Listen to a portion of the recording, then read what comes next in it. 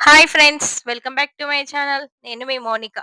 మేమైతే మహానందిలో దర్శనం అయ్యాక యాగంటికైతే వస్తున్నాము. వచ్చే దారిలోనే మాకైతే చాలా బసవన్నలైతే దర్శనం ఇచ్చాయి. గోశాల ఉందక్కడ. ఇదైతే శ్రీ ఉమామహేశ్వర స్వామి దేవాలయము. ఇక్కడైతే 3 గుహలు కూడా ఉంటాయి. కోనేరు ఇక్కడ ప్రత్యేకము. ఇక్కడ టెంపుల్ వ్యూ అంతా మేము వెళ్ళేసరికి 5, 5:20 అలా అయింది టైం కాబట్టి చాలా ప్రశాంతంగా, పీస్‌ఫుల్‌గా ఉంది. ఈ కోనేరులో కాళ్ళు కడుక్కొనైతే దర్శనానికి వెళ్ళాలి. స్నానం ఆచరిస్తే చాలా మంచిది కానీ, మాకింకా సమయం లేదు కావున మేమైతే కాళ్ళు కడుక్కొని, నెత్తిన కొన్ని వాటర్ చల్లుకొనైతే వెళ్ళాము. ఇక్కడ వాటర్ ఎక్కడి నుంచొస్తాయి, ఎలా వస్తాయి అనేదైతే ఎవరికీ తెలీదు. ఇదైతే ఈ కోనేరైతే అగస్త్యముని అప్పట్లో తపస్సు చేసిన సమయంలో ఇక్కడే స్నానం ఆచరించారనేది మన హిస్టరీ అయితే చెప్తుంది. ఈ యాగంటి అయితే మేము ప్లాన్ చేసిందేం కాదు. ఇంకా ఆ రూట్‌లో ఏమేం టెంపుల్స్ ఉంటాయని చాలా మందిని కనుక్కున్నాము.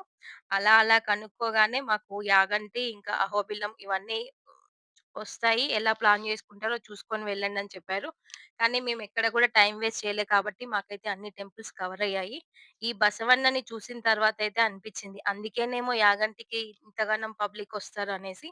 ఆ పూలతో ఆ బసవన్నని అలంకరించారు. అసలు నిజంగా మేము చాలా అనిపిచ్చింది. ఈవినింగ్ టైమ్ ఒకటి అయ్యింది. దానికి తోడు మనకి టెంపుల్ వ్యూ అంతా చాలా బావుంది. మనసుకు ప్రశాంతంగా అనిపిచ్చింది. ఇక్కడైతే బసవన్నని దర్శనం చేసుకున్న తర్వాత, ఇంకా ఉమామహేశ్వర స్వామిని దర్శనం చేసుకున్నాము.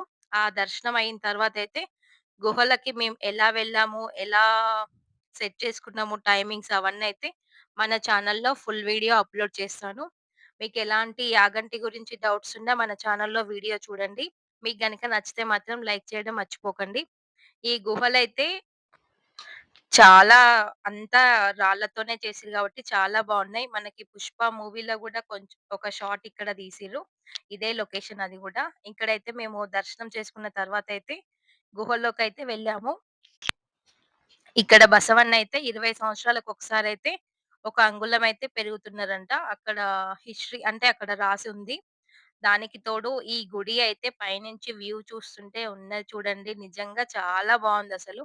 ఏ టెంపుల్‌కి వెళ్ళినా రావాలనిపియట్లేదు. కాకపోతే టైం అయిపోతుంది. తొందరగా వెళ్తే ఇంకో టెంపుల్ చూడాలన్న ఆత్రం ఒకవైపయితే, ఇక్కడి నుంచి ఇంకొద్దిసేపు ఉంటే బావుండు అనే ఆశ ఇంకోవైపు. ఇక్కడ నేను చూపిస్తున్నదొచ్చేసి దీపము. అది ఎలా పెట్టారనేదైతే నాకు తెలీదు. కానీ మేము వచ్చేటప్పుడు నాకు కొంచెం ఇలా చూడగానే నాకైతే దీపం కనిపించింది. నేనింక మా వాళ్ళందరికీ చూపిస్తున్నాను. అక్కడ దీపం ఉంది చూడండి. అదే స్వామిని దర్శనం చేసుకోండి అని చెప్తున్నాను.